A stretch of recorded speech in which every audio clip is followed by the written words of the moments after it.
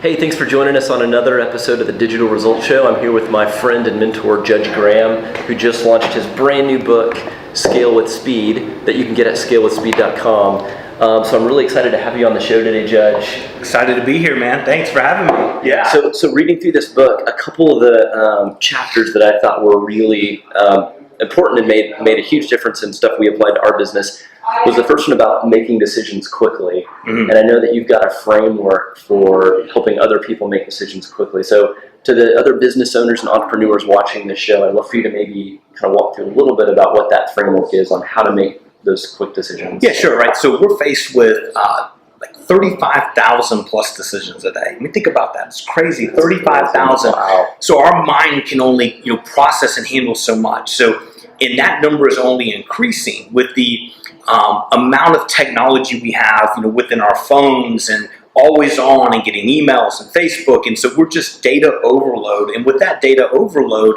is the amount of compounding decisions that happen, right? So to be successful, you have to be able to make quick decisions. And I believe in my framework that 98% of decisions of those 35,000 and growing that you're faced today are instant. Right, and I use this one all the time. People laugh, like, should you brush your teeth? Yes, brush your teeth. Don't think about it. Like, do it, right? Should I wear a red shirt or a black shirt? Do it. You see some of these uber successful people like Mark Zuckerberg, right? He's always in the same t-shirt. Why is he in that? Because it limits in the decision he has to make. Now, there's another what I call 2% decisions out of that 35,000. So there's the 98% you can immediately solve instantly, and then there's 2%, and those 2% could cause harm to yourself. Right? Am I going to skydive? You got to think about that one a little bit, right?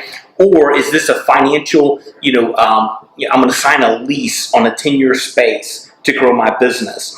So I've put together a framework that allows you to quickly gather the data points that you need, pro and con out, and make that decision within 9 minutes or less. Because I believe you have to move fast. You're growing a business here, Brad. The quicker you make decisions and the quicker you implement those things, you create momentum in an organization. And when you create momentum, it becomes game-changing. And you can't create momentum if you're hand-wringing and waiting, hours or days, or it turns into weeks to make a decision, because your freaking competitors will step on your throat and kill you. Yeah. You got to make decisions. Yeah. And what I love in here that was interesting to read is you talk about how sometimes even if it's the wrong decision, most of those times you can go back and correct those. But just the fact of making a decision and committing to it is better than being indecisive. Yeah, I think almost every decision you can pivot on, right? So it's a badge of honor for me. I typically tell most entrepreneurs I'll make 15 to 20 decisions before they make one or two. Mm-hmm. And I've course corrected. I may have only made, even if 50% of them were wrong, I've course corrected before they've made their third decision. Wow. Right? So It's about speed. So don't be afraid to make a decision. Things can be changed, especially with technology. Things can be, use a website, for example. You put up a test, you can change it instantly. That's right. Right? You do a marketing campaign, you can change it instantly. Right? Make decisions. Yeah, I love that. And so that's something too that this book has really helped us implement in our agency. I mean, we do a lot of websites and things that typically, even you talk about in your book, take months. And I love the stories of how you pressed your teams to get those done in 3 weeks. Yeah. And it just became the normal, where when they said 3 months, you would say 3 weeks. Right. So I think that's a good challenge too as business owners, is not to accept the status quo of how long things have taken in the past, but embrace this new sense of urgency and this new currency of speed that you talk a lot about in this book that I love. I mean, Scale with Speed is really like all throughout this book you talk about the importance of speed and sense of urgency and making decisions. And so the other chapter that I thought was great that I love is you talk about just that creating urgency and how you've created that culture of urgency. Right. Because the opposite of that is you've got a team that's taking their time. There's no sense of urgency. There's a lot of complacency. Right. So I'd love for you to talk a little bit about how you created that sense of urgency when you had a big agency and you were creating that culture. Yeah, definitely. I mean, for me, I talk a lot about it, and it's in the book in general. You got to have an end game. Right? You have to have a vision board. What do you want from your life and your business? And when you've mapped that and you put a date on it, it forces you to understand, and how do you compress time? Right? How do you actually know what you want and the effort and the time needed? just that alone forces you to go, we've got to move fast. We've got to start operating with a sense of urgency. So I'm a huge culture guy, right? I believe culture is key, but the right culture, it becomes magical. The wrong culture becomes cancerous. And so the right culture has to have a sense of urgency. People, human beings, we can do much more than we typically do. And by forcing people to say, hey, let's move faster. Let's think about, I know you said that it takes 3 weeks, but if we really sat down and mapped out how we can compress that 3 weeks into one, and all of a sudden you get people working in that mentality, and it's not, I'm a believer of, I don't want to cut corners. It has to be right, but I just believe that things can be compressed. Right, with the right technology, with the right people, with the right cadence, with the right organization, with the ability to make decisions, things move faster and can be done quicker. So if you want something done, put that team in a room, be there, empower them, let them make decisions, and get to work, and watch how your timelines get cut in half. And then people love to win.